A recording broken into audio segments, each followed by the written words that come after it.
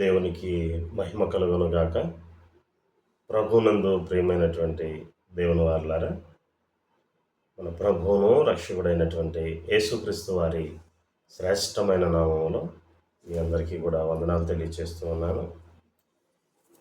ప్రియమైనటువంటి దేవుని వారలారా, ఈరోజు ఒక ప్రశస్తమైనటువంటి వర్తమానాన్ని మనము నేర్చుకునబోతూ ఉన్నాం. పరిశుద్ధాత్మ దేవుడు మనతో ఒక ప్రత్యేకమైనటువంటి సందేశాన్ని ఆయన తెలియజేయబోతూ ఉన్నారు. ఈరోజు వర్తమానముగా సమూయేలు మొదటి పుస్తకము 15వ అధ్యాయము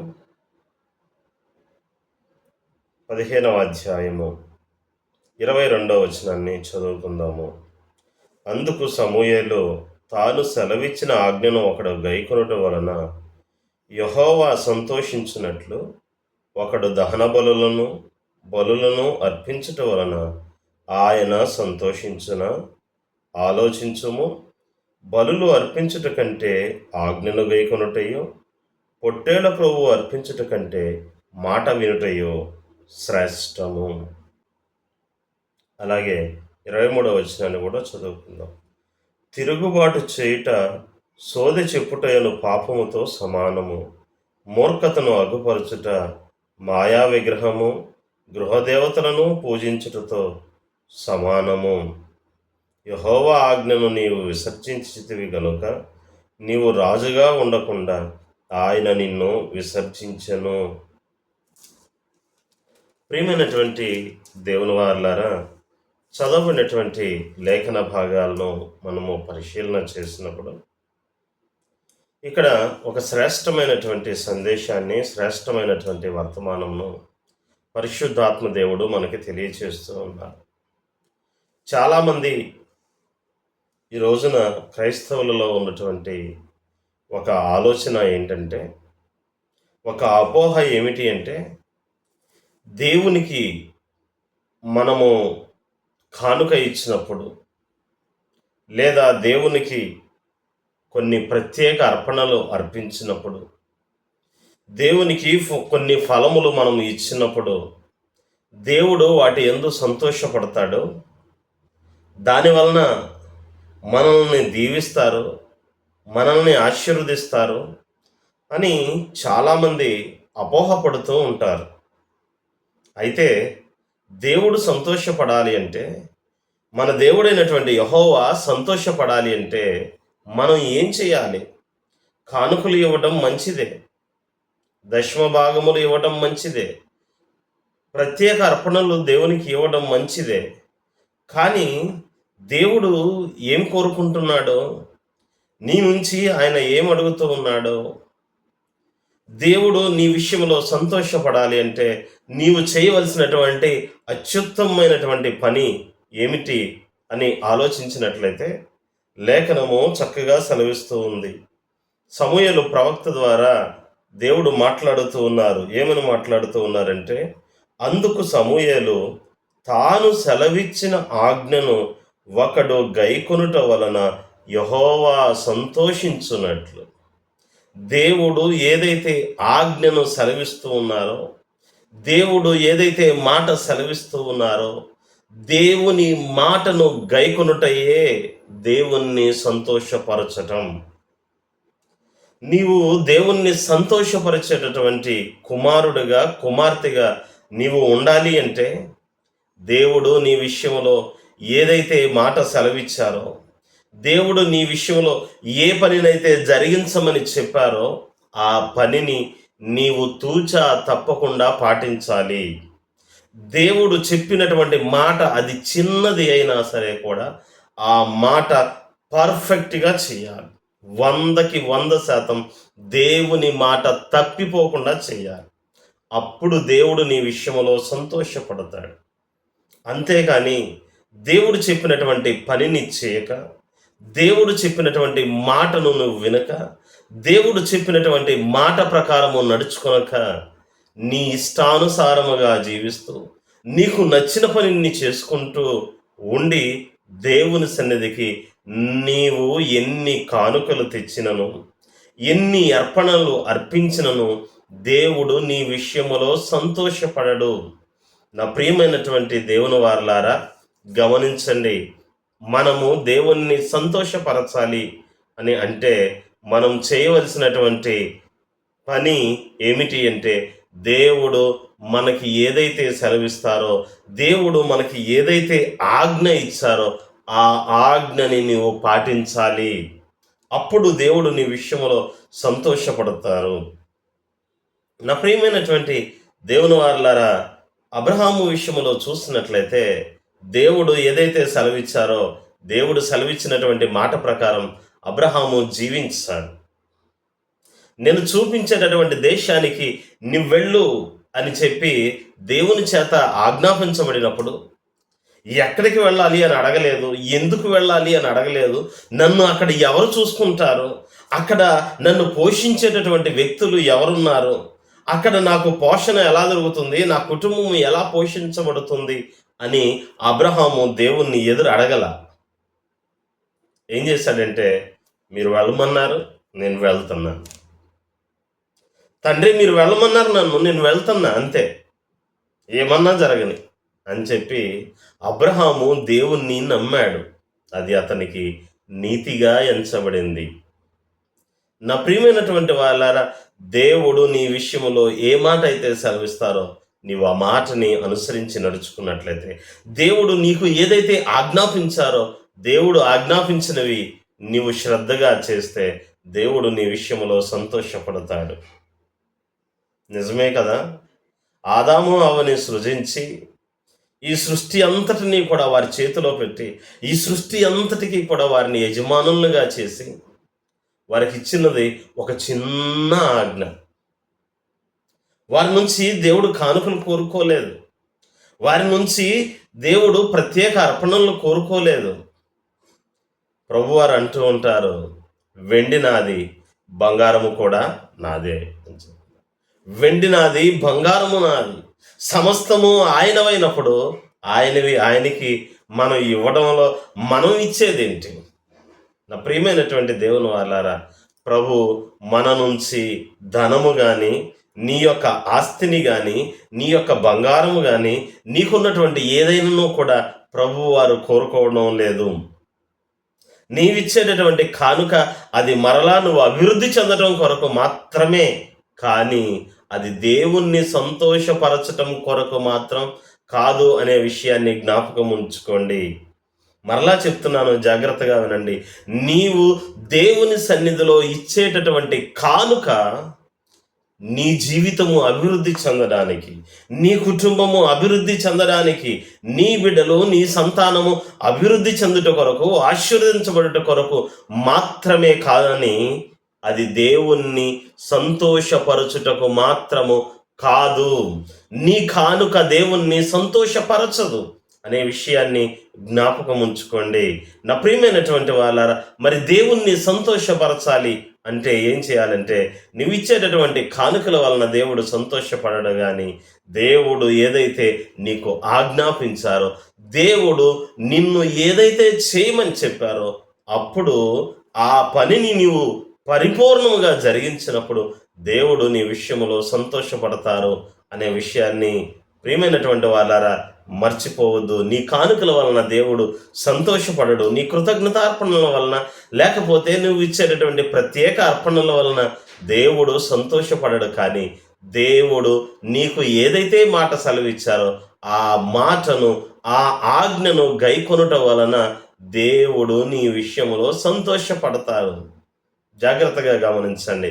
అందుకే సమూయేలు ప్రవక్త ద్వారా దేవుడు మాట్లాడుతూ ఉన్నారు. ఏమని మాట్లాడుతూ ఉన్నారు అంటే, అందుకు సమూయేలు తాను సెలవిచ్చిన ఆజ్ఞను ఒకడు గైకొనుట వలన యెహోవా సంతోషించినట్లు ఒకడు దహన బలులను అర్పించుట వలన ఆయన సంతోషించునా? జాగ్రత్తగా వినండి. తాను సెలవిచ్చిన ఆజ్ఞను ఒకడు గైకొనుట వలన దేవుడు ఎంతగానో సంతోషపడతాడు. అంత సంతోషము, దేవునికి కలుగజేసేటటువంటి సంతోషము నీ విషయంలో దేవుని ఆజ్ఞను గైకొంటున్నప్పుడు దేవుడు ఎంతగా సంతోషపడతారో, నువ్వు కానుకలు ఇచ్చినప్పుడు దేవుడికి ఆ సంతోషము రాదు. నువ్విచ్చేటటువంటి కానుకల వలన, నువ్విచ్చేటటువంటి దేవునికి ఇచ్చేటటువంటి భాగముల వలన దేవుడు నీ విషయంలో సంతోషపడడు. కానీ నీవు దేవుడు సెలవిచ్చినటువంటి ఆజ్ఞను గైకొన్నప్పుడు ప్రభువారు ఎంతగానో సంతోషిస్తారు. మరి దేవుని ఆజ్ఞను నువ్వు గైకొంటున్నావా? దేవుని ఆజ్ఞలను అనుసరిస్తూ ఉన్నావా? దేవుని మాటను పాటిస్తూ ఉన్నావా? లేకపోతే నీకు నచ్చినటువంటి రీతిగా నువ్వు జీవిస్తూ ఉన్నావా? ఆలోచన చేయి. నా ప్రియమైనటువంటి దేవుని వారులారా, దేవుడు మీతో మాట్లాడుతూ ఉన్నారు. దేవుడు నీకు ఎన్నో మేళ్ళు చేస్తూ ఉన్నారు కదా. మరి ఇన్ని మేళ్ళు చేస్తున్న దేవుడిని ఎప్పుడైనా సంతోషపెట్టావా? దేవుడు ఎలా సంతోషపడతాడు అని ఎప్పుడన్నా ఆలోచించావా? నువ్వు అనుకుంటావు కదా, నేను ₹1000 దేవునికి ఇచ్చాను, దేవుడు సంతోషపడతాడు అనుకుంటున్నావు. నేను ₹1000 లక్షల రూపాయలు విలువ చేసేటటువంటి స్థలమును దేవునికి ఇచ్చాను, దేవుడు సంతోషపడతాడు అనుకుంటున్నావు. లేకపోతే ₹1000 విలువ చేసేటటువంటి బంగారాన్ని నేను దేవునికి ఇచ్చాను, దేవుడు సంతోషపడతాడు అనుకుంటున్నావు.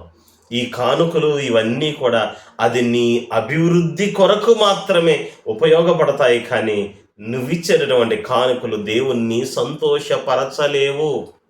మరి దేవుడు సంతోషపడాలి అంటే, దేవుడు నీ విషయంలో సంతోషించాలి అంటే ఏం చేయాలి అంటే, దేవుడు నీకు ఏదైతే మాటను సెలవిస్తారో, ఏదైతే ఆజ్ఞను సెలవిస్తారో ఆ ఆజ్ఞని నువ్వు అనుసరించినప్పుడు మాత్రమే దేవుడు సంతోషపడతారు.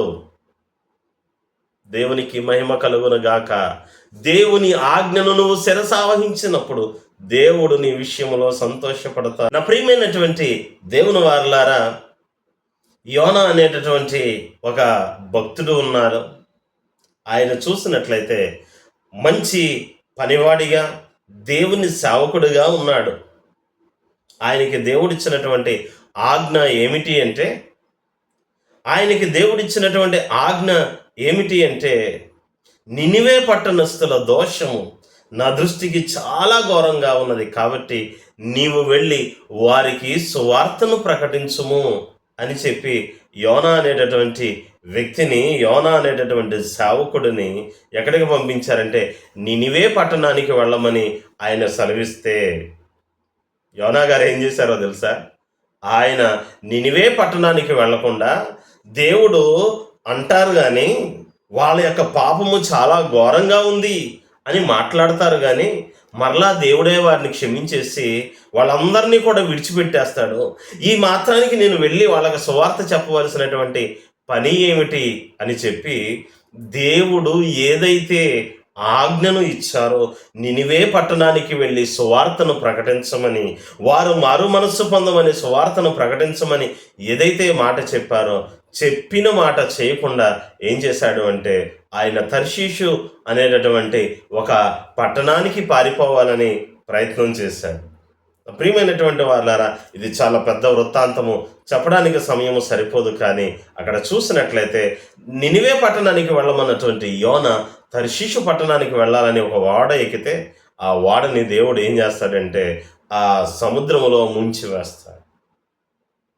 సముద్రంలో ముంచివేయబడినటువంటి సమయంలో, సముద్రంలో మునిగిపోతూ ఉన్నటువంటి సమయంలో, ముంచివేయబడుతూ ఉన్నటువంటి ఆ సమయంలో యోనాను చూసినట్లయితే ఆ ఓడలో ఉన్నటువంటి వారందరూ ఎత్తి సముద్రంలో పడవేస్తారు.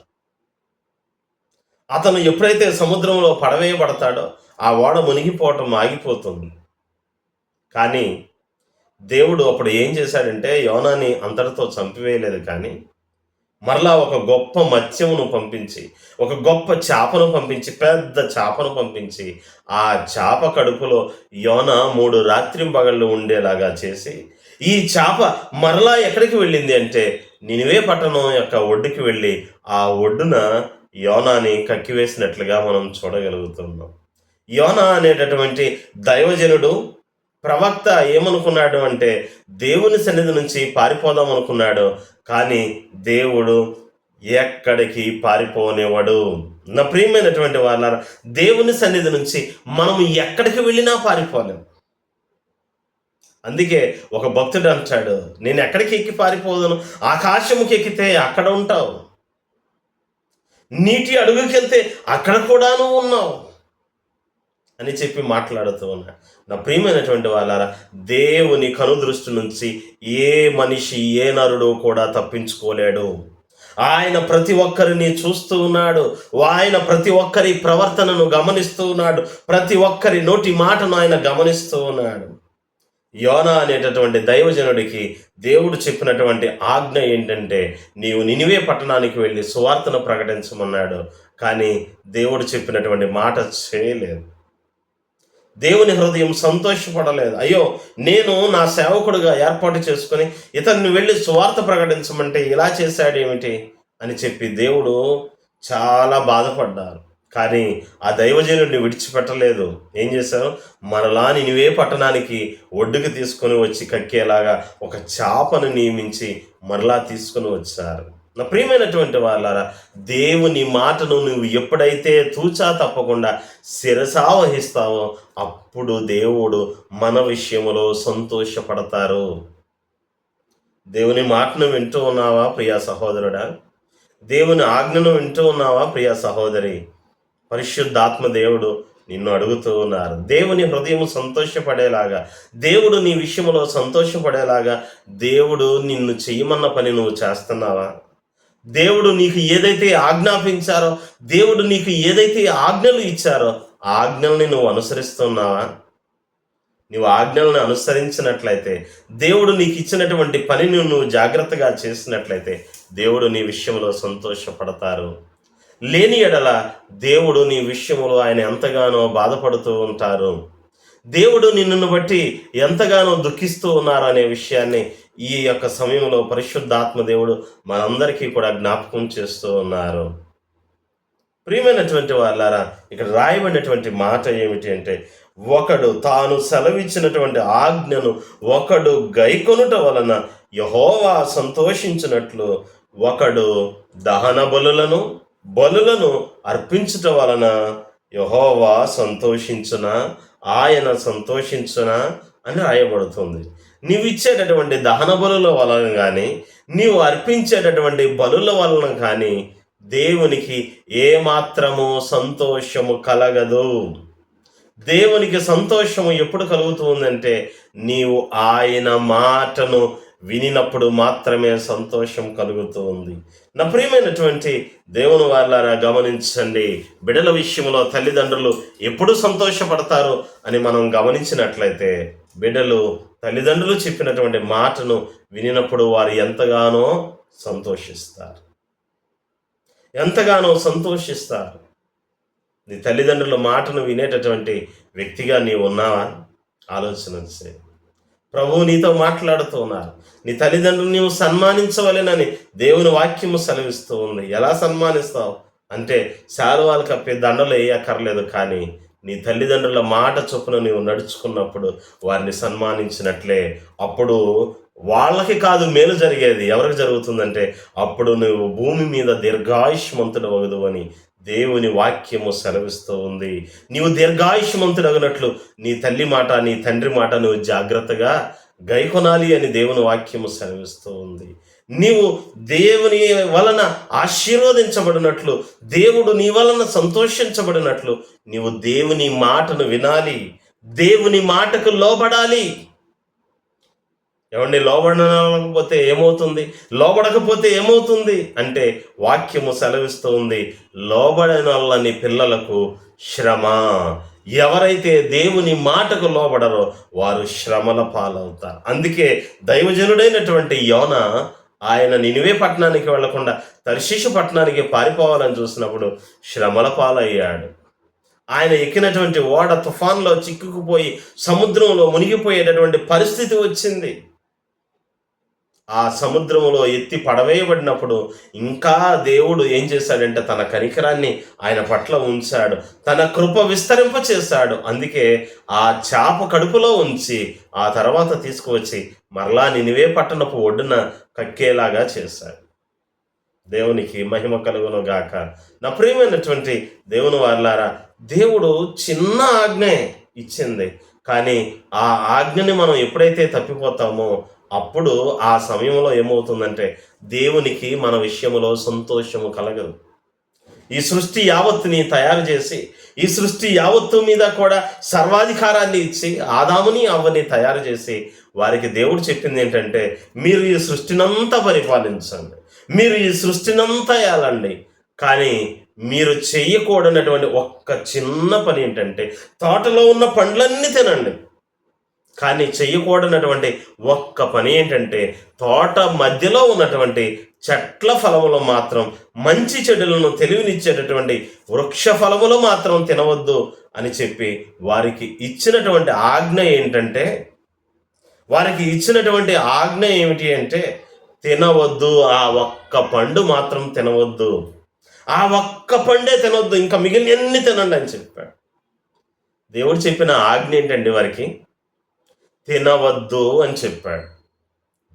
తినవద్దు అన్నటువంటి ఒక చిన్న ఆజ్ఞను కూడా వారు పాటించలేక ఏమయ్యారంటే, లోబడినోళ్ళని పిల్లలకు శ్రమ కలుగుతుంది అనేటటువంటి వాక్యము నెరవేరునట్లుగా వారు చూసినట్లయితే పాపములో పడిపోయారు. ఆత్మానుసారమైనటువంటి మరణాన్ని వారు అనుభవించినట్లుగా మనం చూడగలుగుతూ ఉన్నాం. నా ప్రియమైనటువంటి దేవుని వారలారా, ఈ నా దేవుని మాటలు వింటూ ఉన్నటువంటి నీవు ఎలాంటి స్థితిలో ఉన్నావు? దేవుని మాటను వినేలాగా ఉన్నావా? దేవుని మాటను ధిక్కరించేవారిలాగా ఉన్నావా? ప్రభువు అడుగుతూ ఉన్నారు, నా మాటను వింటావా? నా మాట గైకొన్న ఎడల అది నీకు ఎంతో మేలు అని దేవుడు సెలవిస్తూ ఉన్నారు. దేవుడు సెలవిచ్చినటువంటి మాటని మనం అనుసరించినప్పుడు, దేవుడు సెలవిచ్చినటువంటి మాటను మనం గైకొన్నప్పుడు అది మనకి ఆశీర్వాదకరం. నీ తల్లిదండ్రుల మాట నీవు విన్నట్లయితే అది నీకు ఆశీర్వాదకరం కాదా? నీ తండ్రి అయినటువంటి దేవుడు నీకు సెలవిచ్చినటువంటి ఆజ్ఞను గైకొంటే అది నీకు ఆశీర్వాదం కాదా? ఆలోచించండి. నీ చెడు కోసం చెప్పలేదే, నీ మంచి కోసమే చెప్తూ ఉన్నాడు. దేవుడు సెలవిచ్చినటువంటి ఆజ్ఞను గైకొన్నప్పుడు దేవుడు సంతోషపడతాడు. అబ్రహాముకి అందుకే చెప్పారు, అబ్రహాం నువ్వు లేచి నేను చూపించేటటువంటి దేశానికి వెళ్ళు. ప్రభువా ఎక్కడికి వెళ్ళాలి, ఎలా బ్రతకాలి, ఏ ఊరు వెళ్ళాలి అని అడగలేదండి. ప్రభువు చెప్పారు, నేను వెళ్తున్నానని బయలుదేరేసి వెళ్ళిపోయాడు. తన బంధువులందరినీ వదిలిపెట్టేసి వెళ్ళిపోయాడు. నా ప్రియమైనటువంటి వాళ్ళారా గమనించండి, తాను సెలవిచ్చిన ఆజ్ఞను ఒకడు గైకొనుట వలన యెహోవా సంతోషించున్నట్లు ఒకడు దహన బలులను అర్పించుట వలన ఆయన సంతోషించున. ఆలోచించండి. ఏం ఆలోచించాలి? బలులు అర్పించుట కంటే ఆజ్ఞను గైకొనటం శ్రేష్టం. నీవు కానుకలు ఇవ్వటం కంటే కూడా దేవుని మాట వినటం శ్రేష్టం. నువ్వు కానుక ఇవ్వకపోయినా దేవుడు అడగడు, ఎందుకు ఇవ్వలేదని అడగడు. కానీ ఆజ్ఞను గైకొనకపోతే నువ్వు ఆజ్ఞను ఎందుకు గైకొనలా, నేను ఈ మాట చేయమని చెప్పాను కదా, ఈ ఆజ్ఞను పాటించమని చెప్పాను కదా, నువ్వెందుకు అనుసరించలేదు అని దేవుడు ఖచ్చితంగా అడుగుతారు. నువ్వు అనుకుంటున్నావా తప్పించుకోగలనని? తప్పించుకోవడం నీకు సాధ్యం కాదు. దేవుడు 10 ఆజ్ఞలు ఇచ్చారు. నీకు ఇచ్చినటువంటి 10 ఆజ్ఞలను బట్టియే ఆయన రాజ్యంలోనికి వెళ్ళడమా లేదా అనేది నీకు తీర్పు తీర్చబడుతుంది. దేవుడిచ్చిన 10 ఆజ్ఞలను బట్టియే నీకు తీర్పు తీర్చబడుతుంది. ఆజ్ఞలన్నీ కూడా అనుసరించాలి. దానిలో ఏ అల్పమైన దానిని విడిచిపెట్టడానికి వీల్లేదు. ఒకవేళ నీవు మిగుల అల్పమైన దాన్ని విడిచిపెట్టినా సరే కూడా ఆజ్ఞలన్నిటి విషయంలో కూడా నువ్వు అపరాధివి అవుతావు. ఒక వ్యక్తి 10వ తరగతి పరీక్షలు రాస్తూ ఉన్నాడు. విద్యార్థి 6 సబ్జెక్టులు ఉంటాయి. 5 సబ్జెక్టుల్లో 100కు 100 వచ్చినాయి. కానీ 6వ పరీక్షలో చూసినట్లయితే 34 మార్కులు వచ్చినాయి. 1 మార్కే తగ్గింది. పాస్ అయ్యాడంటారా? ఫెయిల్ అయ్యాడంటారా? 1 సబ్జెక్టు తప్పినా సరే అన్ని సబ్జెక్టులు కూడా తప్పినట్టే. ఫెయిల్ అయిపోయాడు, ఆ క్లాస్లో ఫెయిల్ అయిపోయాడు. నా ప్రియమైనటువంటి దేవుని వాళ్ళారా, దేవుడు ఇచ్చినటువంటి ఆజ్ఞలు కూడా ఆల్వేజ్ స్టాండ్స్ గుడ్. దేవుని ఆజ్ఞలు నిరంతరము నిలిచి ఉంటాయి. ఆ ఆజ్ఞలు ఎప్పుడు కొట్టివేయబడ్డానికి అవకాశము లేనే లేదు. 10 ఆజ్ఞల ప్రకారం నువ్వు నడుచుకుంటూ ఉన్నావా? దేవుడు అడుగుతూ ఉన్నారు. ఒకవేళ నీవు ఆ రీతిగా నడుచుకున్నట్లయితే ఏమవుతుందో తెలుసా? దేవుడు ఒక రోజున లెక్క అడుగుతారు. నువ్వు కానుకలు ఇచ్చావా లేదా అని దేవుడు అడగడు, కానీ ఆజ్ఞను అనుసరించావా లేదా అని మాత్రం ఖచ్చితంగా నిలదీసి అడుగుతారు. నా ప్రియమైనటువంటి దేవుని వారలారా, చేతులెత్తి మీ అందరికీ నమస్కరిస్తూ చెప్తూ ఉన్నాను, దేవుని ఆజ్ఞలు గైకుంటే దేవుడు సంతోషపడతారు. దేవుని ఆజ్ఞల్ని, దేవుని మాటను వినటమే చాలా శ్రేష్టమైనటువంటిది.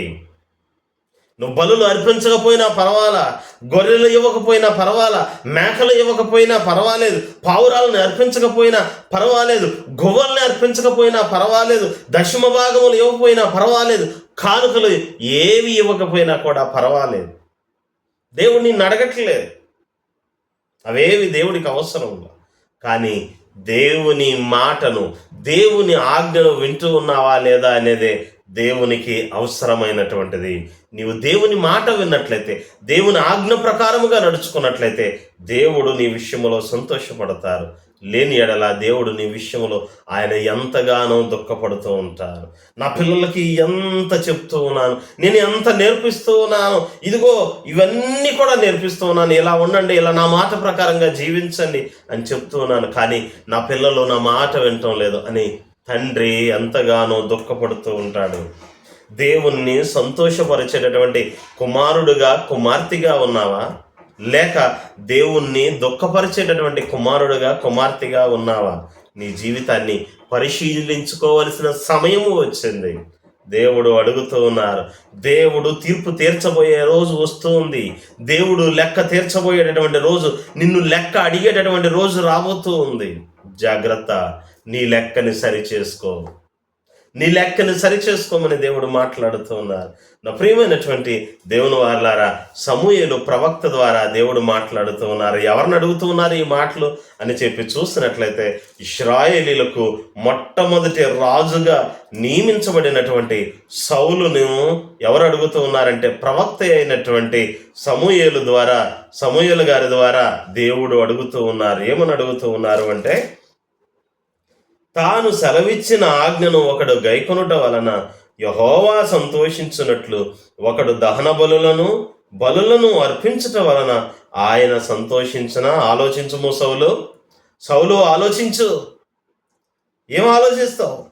ఏం ఆలోచించాలి అంటే, బలులు అర్పించుట కంటే ఆజ్ఞను గైకొనటము, పొట్టేళ్ల క్రొవ్వు అర్పించుట కంటే మాట వినడం శ్రేష్టం. నీ సేవకుడి మాట వింటూ ఉన్నావా? నీ దైవజనుడు నీకు సెలవిచ్చినటువంటి వాక్యానుసారంగా నీవు నడుచుకుంటూ ఉన్నావా? దేవుని మాటను నువ్వు వినటానికి లోబడుతూ ఉన్నావా?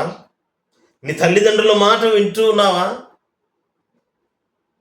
దేవుడు చాలా స్పష్టముగా మాట్లాడుతూ ఉన్నారు. జాగ్రత్తగా ఆలోచన చేయండి. మాట వింటే అది నీకు మేలుకరము. మాట విననప్పుడు, మాటకి లోబడినప్పుడు, ఎన్నిసార్లు గద్దించినను లోబడకపోతే ఏం జరుగుతుందంటే, మరి తిరుగు లేకుండా హఠాత్తుగా నాశనము వస్తూ ఉంది అని లేఖనము సెలవిస్తూ ఉంది. నీవు దేవుని మాటకు లోబడకపోతే శ్రమ కలుగుతుంది అని లేఖనము సెలవిస్తూ ఉంది. అసలు ఈ వృత్తాంతం అంతా ఏంటండి, ఏం జరిగింది అసలు అనే విషయాన్ని మనం పరిశీలించినప్పుడు, దేవుడు సౌలును ఇశ్రాయేలీల మీద రాజుగా నియమించిన తర్వాత, రాజుగా నియమిస్తూ ఉన్నటువంటి ఆ సమయంలో చూసినట్లయితే ఏమని చెప్పారంటే, అయ్యా ఇదిగో నీవు వెళ్ళి సౌలుతో మాట్లాడు. ఏమని మాట్లాడతావంటే, సౌలుని రాజుగా నేను నియమించబోతూ ఉన్నాను కదా, సౌలు రాజు అవుతాడు ఇశ్రాయేలీల మీద. అయితే ముందుగా చేయవలసింది ఏంటంటే, ఇశ్రాయేలీల ప్రజలు చూసినట్లయితే ఆయా దేశాల మీద గుండా దాటుకుంటూ వచ్చినప్పుడు, అమాలేకీయుల దేశము మీద గుండా వెళుతూ ఉన్నటువంటి సమయంలో అమాలేకీయులు ఇశ్రాయేలీల విషయంలో ఎంత దారుణంగా ప్రవర్తించారో అవన్నీ కూడా నీవు గుర్తెరదు. కాబట్టి నీవు వెళ్ళి అమాలేకీయులను కనికరింపక ఏం చేయమంటూ ఉన్నారంటే, అక్కడ ఉన్నటువంటి ప్రతి ఒక్కరిని, అమాలేకీయులందరినీ కూడా ఎవ్వరిని వదిలిపెట్టకుండా అందరినీ నాశనం చేసి రమ్మని చెప్పి దేవుడు సమూయేలు ప్రవక్త ద్వారా ఎవరికి తెలియజేశారంటే సౌలుకు తెలియజేశారు.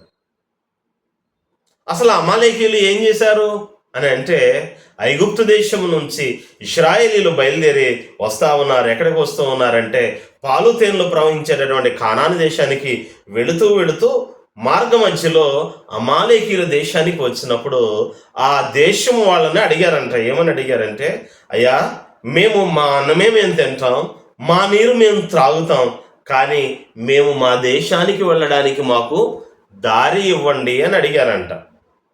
ఏమడిగారు? దారి అడిగారు. దారి అడిగితే, అమ్మో మీరు మిడతల్లాగా ఉన్నారు, మీరు పెద్ద దండులాగా ఉన్నారు, మీరు మా దేశానికి వస్తే మా దేశాన్ని ఆక్రమించుకుంటారేమో, మీరు మమ్మల్ని అందరినీ కూడా అణచివేస్తారేమో, మీరు మా దేశాన్ని లాక్కుంటారేమో, కాబట్టి మీరు మా దేశంలోనికి రావడానికి వీల్లేదు అని చెప్పి అమాలేకీయులు ఇశ్రాయేలీలను వాళ్ళ దేశంలో గుండా వెళ్ళనివ్వలేదు, అనగా దారి ఇవ్వలేదు. దేవునికి ఏమొచ్చిందంటే కోపం వచ్చింది. తన పిల్లలు వెళ్ళడానికి దారి ఇవ్వలేదు. నా ప్రియమైనటువంటి వాళ్ళారా, ఆలోచన చేయండి.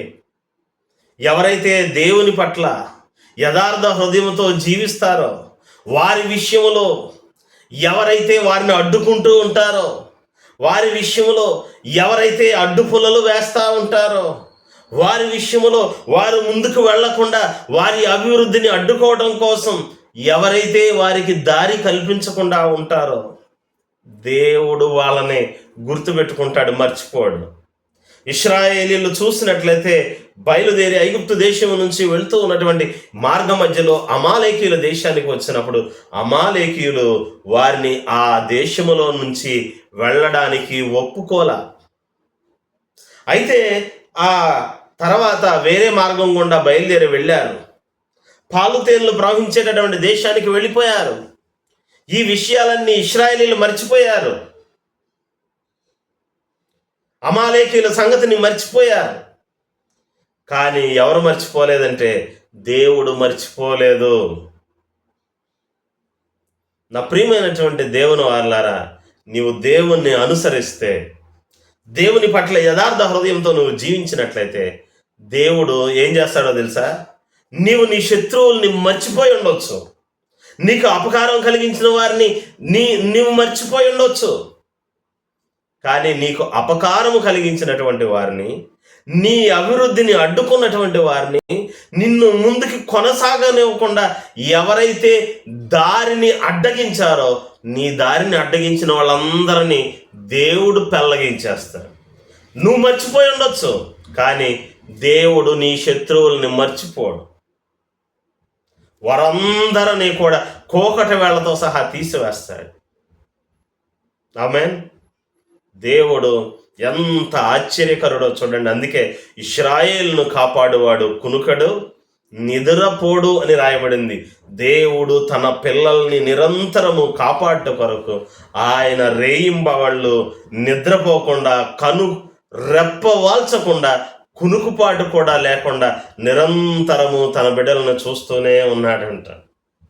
యథార్థవంతులను బలపరచుటకై ఆయన యొక్క కనుదృష్టి లోకమంతటా కూడా సంచారము చేయుచూ ఉన్నదని రాయబడుతూ ఉన్నది. నా ప్రియమైనటువంటి దేవుని వారలారా, నీ శత్రువుల్ని నువ్వు మర్చిపోయినా కానీ నీ శత్రువుల విషయంలో తీర్చుకోవలసిన పగను, నీ శత్రువుల విషయంలో తీర్చుకోవలసిన రివెంజ్ ఏదైతే ఉందో దేవుడు తప్పకుండా తీర్చుకుంటాడు. నువ్వేం చెయ్యక్కర్లేదు, నువ్వేం పగ తీర్చుకోక్కర్లేదు. కానీ దేవుడు మాట్లాడుతూ ఉన్నారు, పగ తీర్చుకొనుట నా వంతు అని దేవుడు మాట్లాడుతూ ఉన్నారు. ఎంత ఆశ్చర్యకరమైనటువంటి విషయం. ఇశ్రాయేలీలు పాలు తేనెలు ప్రవహించే దేశానికి వెళ్ళిపోయారు. వీళ్ళు ఈ సంగతులన్నీ మర్చిపోయారు. అమాలేకీయులు దారి ఇవ్వని సంగతి, ఆ దేశంలో గుండా వెళ్ళనివ్వకుండా ఉన్న సంగతి అన్నీ మర్చిపోయారు. కానీ దేవుడు మర్చిపోలేదు. ఇప్పుడు సౌలుని పిలిచాడు. సౌలు, నేను నిన్ను రాజుగా నియమిస్తున్నాను కదా, ఇప్పుడు నువ్వు చేయాల్సిన పని ఏంటంటే, అమాలేకీయులు చేసిన సంగతి గుర్తుందా? నీకు గుర్తులేదేమో, నాకు గుర్తుంది.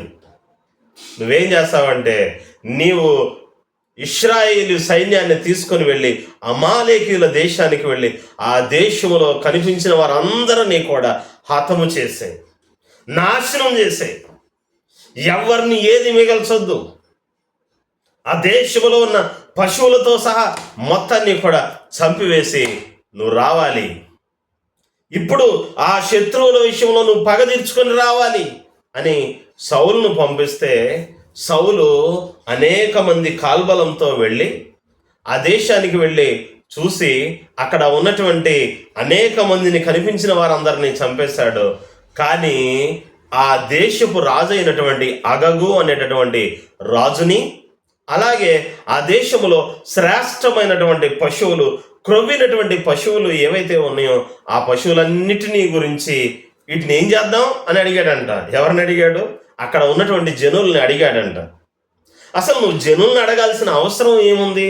దేవుడు నీకేం చెప్పాడో నీవు వెళ్ళి ఆ దేశములో పశువులతో సహా ప్రతి ఒక్కరిని కూడా నాశనం చేసి రమ్మన్నాడు, హతము చేసి రమ్మని చెప్పారు. ఇప్పుడు ఈయన దేవుడు చెప్పిన పని చేయకుండా పక్కన ఉన్న వారిని సలహా తీసుకుంటున్నాడు. ఇప్పుడు ఏం చేద్దాం, వీటన్నిటిని కూడా ఏం చేద్దాం అంటే, ఆ పక్కన ఉన్న వాళ్ళంట ఏం చేశారంట, ఒక విచిత్రమైన సలహా ఇచ్చారంట. అయ్యా, ఈ పశువులు చూస్తే చాలా బాగున్నాయి, చాలా బలిసి ఉన్నాయి, కొవ్వు బట్టి ఉన్నాయి, ఇక్కడ ఈ దేశంలో ఉన్న పళ్ళన్నీ కూడా చాలా మంచి మంచిగా ఉన్నాయి. ఇవన్నీ తీసుకొని వెళ్ళి గిల్గాలులో దేవునికి మనం బలి అర్పణగా ఇద్దాం, దేవునికి బలి అర్పిద్దాం, దేవునికి కానుకగా ఇద్దాం. దేవునికి కానుక ఇవ్వాల్సింది నీవు సంపాదించిన దానిలో నుంచి ఇవ్వాలి, నీ కష్టార్జితంలో నుంచి ఇవ్వాలి. అంతేగాని శపించబడినటువంటి వస్తువులు, అలాగే నీది కాని దాన్ని పుచ్చుకొని, లంచములు పుచ్చుకొని ఏదైతే సంపాదిస్తావో అలాంటి అక్రమార్జనను నువ్వు దేవుని సన్నిధికి కానుకగా తీసుకొని వెళ్ళడం వలన దేవుడు నీ కానుకల విషయంలో, అర్పణల విషయంలో దేవుడు సంతోషపడడు. ఆలోచన చేయండి. కయీను హేబేలు పరిస్థితిలో కూడా మనం చూసినట్లయితే ఇలాంటి అర్పణలనే దేవుడు చూస్తూ ఉన్నాడు. నీవు అర్పించేటటువంటి అర్పణ అది నీ సంపాద్యములో నుంచి రావాలి, నీ కష్టార్జితంలో నుంచి రావాలి. ఎవరో కష్టార్జితాన్ని తీసుకొని వచ్చి దేవునికి కానుకగా ఇచ్చి నేను ఇన్ని లక్షలు ఇచ్చాను, దేవుడు సంతోషపడతాడు అనుకుంటే అది నీ అపోహ. దేవుడు నీ విషయంలో సంతోషపడడు. దేవుని వారలారా గమనించండి. నీకున్న దానిలో నుంచి నీవు తెచ్చిన కానుక చిన్నదైనా పర్వాలేదు, అసలు ఇవ్వకపోయినా కూడా ఏం పర్వాలేదు. కానీ ఎప్పుడైతే నీవు దేవుని మాటను ధిక్కరిస్తావో, దేవుని మాట ప్రకారముగా నడుచుకోకుండా నీ సొంత ఆలోచనల ప్రకారం నువ్వు నడుచుకుంటావో, నీకు పక్కనున్న వారి ఆలోచనల ప్రకారం నువ్వు ఎప్పుడైతే నడుచుకుంటావో దేవుడు నీ విషయంలో సంతోషపడడు, కానీ దేవుడు నీ విషయంలో కోపం తెచ్చుకుంటాడు. దేవునికి కోపం తెచ్చేవారిలాగా ఉన్నావా, దేవుణ్ణి సంతోషపరిచేవారిలాగా ఉన్నావా? ఆలోచన చేయి. సౌలుకి ఏమని చెప్పారు? నువ్వు వెళ్ళి అమాలేకీయుల దేశంలో ప్రతి ఒక్కరిని కూడా హతం చేసే, ఆ దేశంలో ఉన్న పశువులతో సహా హతం చేయమని చెప్పారు. కానీ సౌలు చేసినటువంటిది తప్పు ఏమిటి అంటే, పక్కనున్నటువంటి వారి సలహా తీసుకొని అక్కడ అందరినీ చంపేశాడు, కానీ రాజును చంపలేదు. అలాగే ఆ దేశంలో శ్రేష్టమైనటువంటి పశువులను చంపకుండా బలహీనమైన పశువుల్ని చంపి బలమైన పశువుల్ని ఎక్కడ తీసుకుని వచ్చాడంటే గిల్గాలునకు తీసుకుని వచ్చాడు. అలాగే శపితమైనటువంటి వస్తువులను, బంగారమును, వెండిని ఆ దేశము నుంచి తీసుకొని వచ్చాడు. దేవుని సన్నిధికి తీసుకొని వచ్చి కానుకలు పెట్టాలని చూశాడు. నా ప్రియమైనటువంటి దేవుని వారిలారా గమనించండి. అప్పుడు దేవుడు ఎవరితో మాట్లాడుతూ ఉన్నారంటే సమూయేలుతో మాట్లాడుతూ ఉన్నారు. నువ్వు వెళ్ళు, మళ్ళీ మాట్లాడు, సౌలుతో మాట్లాడు. ఏమని మాట్లాడాలి అంటే, ఇదిగో చూడండి, ఇక్కడ చూసినట్లయితే దేవుడు మాట్లాడుతూ ఉన్నారు. 11వ వచనం, 1 సమూయేలు పుస్తకము 15వ అధ్యాయము 11వ వచనము ఏమని మాట్లాడుతున్నారంటే 10వ వచనం నుంచి కూడా చూద్దాం. అప్పుడు యెహోవా వాక్కు సమూయేలునకు ప్రత్యక్షమై ఎలాగూ సెలవిచ్చెను, సౌలు నన్ను అనుసరింపక వెనుక తీసి నా ఆజ్ఞలను గైకొనకపోయెను. ఏం గైకొనకపోయాడు? నా ఆజ్ఞలను గైకొనలా. మరి నీవు దేవుని ఆజ్ఞలను గైకొంటున్నావా? దేవుని ఆజ్ఞలను పాటిస్తున్నావా? దేవుని ఆజ్ఞలను నువ్వు పాటించినట్లయితే దేవుడు నీ విషయంలో సంతోషపడడు. ప్రియా విశ్వాసి, ప్రియా సహోదరుడా, సహోదరి, దేవుడు నీ విషయంలో సంతోషపడాలంటే దేవుడు నీకు ఇచ్చిన ఆజ్ఞలను నువ్వు పాటించాలి. దేవుడు నీకు సెలవిచ్చిన మాటను నువ్వు పాటించాలి. చూడండి, ఇక్కడ ఇంకేమని రాశారు? సౌలు నన్ను అనుసరింపక వెనుక తీసి నా ఆజ్ఞలను గైకొనకపోయెను గనుక అతనిని రాజుగా నిర్ణయించినందుకు నేను పశ్చాత్తాపపడుచున్నాను. దేవుడు నీకు ఇచ్చిన ఆజ్ఞని నువ్వు పాటించకపోతే, దేవుడు నీకు ఇచ్చిన పనిని నీవు చేయకపోతే, దేవుడు నీకు ఇచ్చినటువంటి ఉన్నత స్థితి, ఉన్నత ఉద్యోగం, ఉన్నతమైనటువంటి గొప్ప స్థితిని ఏదైతే దేవుడు ఇచ్చాడో, అరే వీడికి ఎందుకు ఇచ్చానరా అని దేవుడంట పశ్చాత్తాపడతారు. నీకు ఇచ్చినటువంటి ఉన్నత స్థితి, నీకు ఇచ్చినటువంటి గౌరవం, నీకు ఇచ్చినటువంటి ఉద్యోగం, ఇది దేవునికి మహిమను తీసుకొని రావడానికి, అంతేకాని దేవుని నామానికి అవమానం తీసుకొని రావడానికి కాదు. నా ప్రియమైనటువంటి వారులారా, దేవుడు చూసినట్లయితే సౌలును రాజుగా నియమించినందుకు, సౌలు నా మాట వింటాడనుకుని నేను ఇచ్చాను రాజుగా, కానీ సౌలు నా మాట వినలేదు. అయ్యో, నేను ఇతన్ని రాజుగా ఎందుకు అనుకున్నాను అని చెప్పి ఎంతగానో పశ్చాత్తాపం చెందినట్లుగా చూడగలుగుతున్నాం. కానీ దేవుడు దావీదు విషయంలో చూసినట్లయితే ఏమని మాట్లాడుతూ ఉన్నారంటే, దావీదు నా చిత్తానుసారుడు అని చెప్తూ ఉన్నారు. నువ్వు దేవుని చిత్తాన్ని చేయాలి, దేవుని మాటను చేయాలి, అంతేకాని నీకు నచ్చినట్లు చేయకూడదు. నీకు పక్కన ఉన్నటువంటి వారి సలహాలని నువ్వు పాటించి దేవుని మాటను విసర్జించకూడదు. నా ప్రియమైనటువంటి వాళ్ళ, నీవు దేవుని మాటను విసర్జిస్తే దేవుడు నిన్ను విసర్జిస్తాడు. ఆలోచన చేయి. దేవుని మాటని గైకొంటే అది నీకు ఆశీర్వాదకరము. సౌలు దేవుని మాటను వినలా. అప్పుడు చూసినట్లయితే సమూయేలు ప్రవక్తతో దేవుడు మాట్లాడి, ఇగో ఇలా జరిగింది కదా, నేను ఎందుకు అతన్ని రాజుగా పెట్టానని చెప్పి చాలా బాధపడుతున్నానయ్యా సమూయేలు అని చెప్పినప్పుడు, సమూయేలు ఆ రాత్రంతా కూడా ప్రార్థన చేశాడంట. ప్రార్థన చేశాడు. వేకువజామున లేచి సౌలు దగ్గరికి వెళ్ళి, సౌలు నువ్వు చేసింది ఏంటి అని అడిగితే, నేనేం చేశాను? అంత బాగా చేశా. ఏం చేసావు? ఏం నువ్వు చేసింది? అదేనండి, దేవుడు వెళ్ళి అమాలేకీయుల్ని హతం చేయమన్నాడు కదా, హతం చేశాను, మొత్తం సమూలంగా నిర్మూలన చేశాను అని చెప్పి మాట్లాడుతూ ఉంటే, మరి అలాగైతే నాకు రంకెలు వినబడుతూ ఉన్నాయి, కేకలు వినబడుతున్నాయి, ఏంటి అని అంటే, అయ్యా ఆ దేశానికి వెళ్ళినప్పుడు అక్కడ శ్రేష్టమైనటువంటి కొవ్వు పట్టినటువంటి పశువులు ఉన్నాయి, వాటిని తీసుకొచ్చి దేవుడికి బలిస్తే బాగుంటుందని చెప్పి తీసుకొచ్చాను. నిన్ను దేవుడు అడిగాడు? అయ్యి శపితమైన దాన్ని ఇవ్వమని దేవుడు అడిగాడా? అవి శపించబడినవి. నువ్వు లంచాలు పుచ్చుకొని దేవునికి ఇచ్చేది అది శపించబడినటువంటిది. ఇతరుల కష్టార్జితం తీసుకొని వచ్చి దేవునికి ఇచ్చేది శపించబడినది. శపించబడిన వాటిని దేవునికి ఇస్తావా? శ్రేష్టమైన వాటిని దేవునికి ఇస్తావా?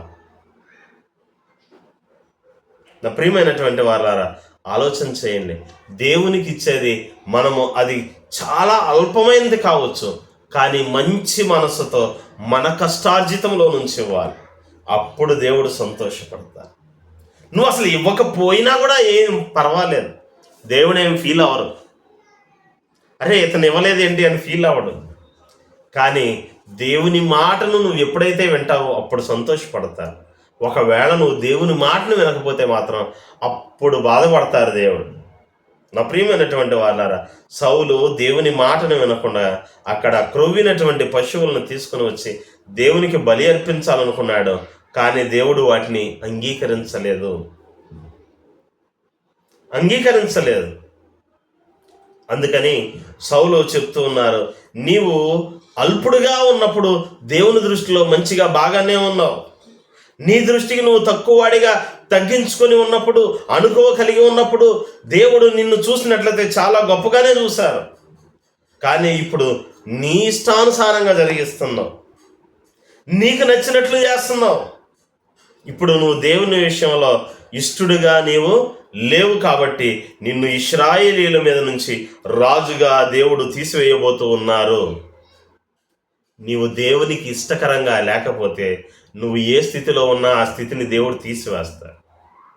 నీవు దేవునికి ఇష్టకరంగా ఉన్నప్పుడు దేవుడు నిన్ను ఇంకా గొప్ప స్థితిలోనికి ఆయన తీసుకుని వెళ్తాడు. ప్రియమైనటువంటి వాళ్ళారా, గమనించండి. అందుకే ఇక్కడ ఏమని రాయబడుతూ ఉందంటే, అందుకు సమూయేలు ఏమని అంటున్నాడంటే, తాను సెలవిచ్చిన ఆజ్ఞను ఒకడు గైకొనుట వలన యెహోవా సంతోషించినట్లు ఒకడు దహన బలులను అర్పించటం వలన ఆయన సంతోషించున. ఆలోచించండి. నువ్వు దేవుని మాట వింటే సంతోషపడతాడే కానీ దేవుని సన్నిధిలో నువ్వు బలులు అర్పించినా, దహన బలులు అర్పించినా వాటి వలన దేవుడు సంతోషపడడు అనే విషయాన్ని గుర్తుంచుకోండి. అందుకే ఇక్కడ రాయబడినటువంటి మాట ఏంటంటే, బలులు అర్పించుట కంటే ఆజ్ఞను గైకొనడం ఇంపార్టెంట్. నువ్వు కానుకలు ఏమి ఇవ్వక్కర్లా, ఇవ్వపోయినా పర్వాలేదు, కానీ ఆజ్ఞను గైకొను. అలాగే పొట్టేళ్ల కొవ్వు అర్పించుట కంటే మాట వినడం శ్రేష్టం. నువ్వు పొట్టేళ్ల కొవ్వుని తీసుకువెళ్ళి దహన బలిగా అర్పించాల్సిన పనేం లేదు. 1000 రూపాయలు తీసుకొచ్చి దేవుని సన్నిధిలో పెట్టాల్సిన పని లేదు. కొన్ని లక్షల రూపాయల విలువ చేసేటటువంటి వస్తువుల్ని దేవునికి కానుకగా ఇవ్వకపోయినా నో ప్రాబ్లం. కానీ దేవుని మాట వినడం అనేది శ్రేష్టము అని రాయబడుతుంది. ఈయన దేవుని మాటలు వింటూ ఉన్నటువంటి ప్రియా తల్లి, ప్రియా తండ్రి, ప్రియా సహోదరుడా, నువ్వు దేవుని మాటను వింటున్నావా? దేవుని ఆజ్ఞలను నువ్వు గైకొంటూ ఉన్నావా? నీ తల్లిదండ్రుల మాటను నువ్వు వింటున్నావా?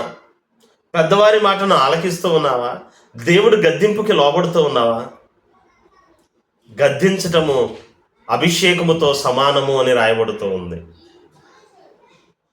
గద్దింపు అభిషేకముతో సమానము అని రాయబడుతూ ఉంది. దేవుడు నిన్ను గద్దించినప్పుడు లోబడటం మంచిది. నీ తల్లిదండ్రులు నిన్ను గద్దించినప్పుడు లోబడ్డము నీకు అది ఆశీర్వాదకరము అని రాయబడుతూ ఉంది. నా ప్రియమైనటువంటి వారులారా, ఇంకా చూసినట్లయితే తిరుగుబాటు చేయుట సోదె చెప్పుటయను పాపముతో సమానము. నువ్వు ఎప్పుడైతే దేవుని మాటకు వ్యతిరేకంగా చేస్తావో అది తిరుగుబాటు. ఎప్పుడైతే ఆ తిరుగుబాటు చేస్తావో అది దేనితో సమానం అంటే సోదె చెప్పుటయను పాపముతో సమానం. నువ్వు ప్రత్యేకంగా వెళ్ళి సోది చెప్పించుకోకర్లా. దేవుని మాటకి ఎప్పుడైతే తిరుగుబాటు చేస్తావో, దేవుని మాటకి వ్యతిరేకంగా ఎప్పుడైతే ప్రవర్తిస్తావో అది సోదె చెప్పుటయను పాపముతో సమానమవుతుంది. అప్పుడు నీవు సోదె చెప్పించుకోకపోయినా సోదె చెప్పించుకున్న వానితో సమానం అవుతావు, శాపగ్రస్తుడవు అవుతావు. దేవుని మాటకు తిరుగుబాటు చేయకు, దేవుని మాటకు లోబడాలి అని పరిశుద్ధాత్మ దేవుడు ఈ యొక్క సమయంలో మనందరితో కూడా మాట్లాడుతూ ఉన్నారు. ఇంకా చూసినట్లయితే మూర్ఖతను అగుపరుచుట మాయా విగ్రహము గృహదేవతలతో పూజించుట సమానము అని రాయబడుతుంది. క్రైస్తవులలో కూడా చాలామంది ఈ రోజుకి కూడా చాలా మూర్ఖంగా ప్రవర్తిస్తుంటారు. దేవుని మాటను వినరు, సావుకుని మాట వినరు, పెద్దవారి మాట వినరు, వారికి నచ్చినట్టు చేస్తారు, మూర్ఖంగా ప్రవర్తిస్తారు. ఇక వాళ్ళు పట్టిన కుందేలికి 3 కాళ్ళు అన్నట్టుంటారు. 4 కాళ్ళు నాయనా అంటే వినరు, 3 అంట. అలాంటి వారు ఎలాంటి పాపముతో సమానము అంటే మాయా విగ్రహములను గృహదేవతలను పూజించు వారితో సమానము అని రాయబడుతుంది. నువ్వు ప్రత్యేకంగా విగ్రహాలను పూజించకపోయినా సరే ఎప్పుడైతే మూర్ఖతను చూపించి దేవుని మాట వినకుండా ఎన్ని మార్లు గద్దించినను దేవుని మాటకు లోబడకుండా ఉంటావో అది విగ్రహారాధనతో సమానమవుతుంది. దేవుని మాటకు తిరుగుబాటు చేయటం సోది చెప్పడంతో సమానం. దేవుని మాటను వినకుండా మరలా అదే తప్పును చేస్తూ ఉండటం విగ్రహారాధనతో సమానం అని రాయబడుతూ ఉంది. నా ప్రియమైనటువంటి వాళ్ళారా, నీవు మూర్ఖతను చూపిస్తే దేవుడు సంతోషపడరు. నీవు దేవుని మాటకు తిరుగుబాటు చేస్తే, దేవుని మాటకు వ్యతిరేకంగా నడుచుకుంటే దేవుడు సంతోషపడరు. కానీ దేవుడు ఎప్పుడు నీ విషయంలో సంతోషపడతారు అంటే, నువ్వు కానుకలు ఇవ్వకపోయినా సరే కూడా దేవుని మాటను విన్నప్పుడు ఆయన నీ విషయంలో సంతోషపడతారు. నువ్వు బలులను అర్పించకపోయినా పర్వాలేదు, కానీ ఎప్పుడైతే ఆయన ఆజ్ఞలను గైకొంటావో అప్పుడు దేవుడు నీ విషయంలో సంతోషపడతారు. రాజుగా తీసుకొచ్చారు, కానీ అంతలోనే దేవుని మాటను వినకపోవడం వలన రాజుగా తీసి పక్కన పెట్టేశారు.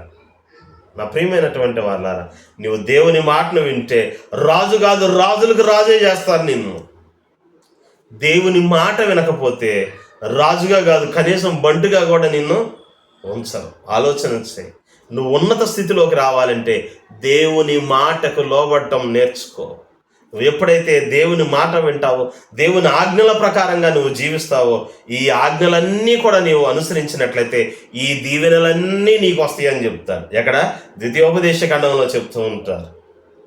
మోషే గారు చెప్తూ ఉంటారు, ఇశ్రాయేలీల ప్రజలకి ఆయన రెండవసారి బోధిస్తూ చెప్తూ ఉంటారు, అయ్యా ఇశ్రాయేలీలారా జాగ్రత్తగా వినండి, మీరు దేవుడు ఆజ్ఞాపించినటువంటి ఈ ఆజ్ఞలన్నీ కూడా, ఈ విధులన్నీ కూడా మీరు అనుసరించినట్లయితే ఈ దీవెనలన్నీ మీకు వచ్చి ప్రాప్తిస్తాయి. ఆ దీవెనలు ఏంటి అంటే ద్వితీయోపదేశ కాండంలో రాయబడుతుంది. దేవుని చిత్తమైతే మరొకసారి ఆ మాటలను నేర్చుకుందాం. నా ప్రియమైనటువంటి వాళ్ళారా, కాబట్టి దేవుడు మన విషయంలో సంతోషపడాలంటే తాను సెలవిచ్చిన మాటను గైకొనాలి, దేవుని మాటను గైకొనాలి. దావీదు ఏదైతే దేవుడు సెలవిచ్చాడో సెలవిచ్చినట్టే చేసేవాడు. దేవుడు ఏదైతే చెప్పాడో చెప్పినట్టే చేసేవాడు. అందుకే ఏమయ్యాడంటే దావీదు నా చిత్తానుసారుడు అని దేవుడు మాట్లాడారు. మోషే విషయంలో కూడా దేవుడు సాక్ష్యం ఇస్తూ ఉన్నాడు. మోషే దేవుడు ఏదైతే సెలవిచ్చారో చెప్పింది చెప్పినట్టు చేశాడు, ఒక్క సందర్భంలో తప్పనిచ్చి. అందుకే మోషే గారి గురించి ఏమంటూ ఉన్నారంటే, మోషే నా ఇల్లంతటిలో కూడా నమ్మకమైనటువంటి వాడు. నా ప్రియమైనటువంటి వాళ్ళారా, దేవుడు మాట్లాడుతూ ఉన్నారు, నువ్వు దేవుని ఇంటి విషయంలో నమ్మకంగా ఉన్నావా? దేవుడి చిత్తాన్ని నెరవేర్చేటటువంటి దేవుని చిత్తానుసారుడిలాగా ఉన్నావా లేదో ఆలోచన చేయి. నువ్వు అలా ఉన్నట్లయితే దీవించబడతావు, ఆశీర్వదించబడతావు, హెచ్చించబడతావు, అనేకమైన వాటి మీద నియమించబడతావు. ఒకవేళ నీవు ఆ రీతిగా దేవుని మాటకు లోబడకపోతే నీకు ఉన్నవన్నీ కూడా కోల్పోతావు. నీకు ఎలా ఉండాలనుకుంటున్నావు ఆలోచన చేసుకో. దేవుడు ఆ యొక్క చాయిస్, అవకాశాన్ని మనకే అప్పచెప్పారు. అది కావాలా, ఇది కావాలా, ఆశీర్వాదం కావాలా, పతనం కావాలా.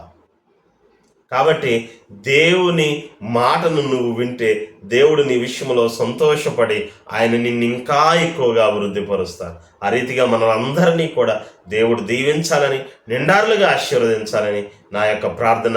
దేవుడు మిమ్మల్ని, మీ కుటుంబాలని నిత్యము దీవించి ఆశీర్వదించి నిత్యము కాపాడి మిమ్మల్ని అందరినీ కూడా నడిపించును గాక.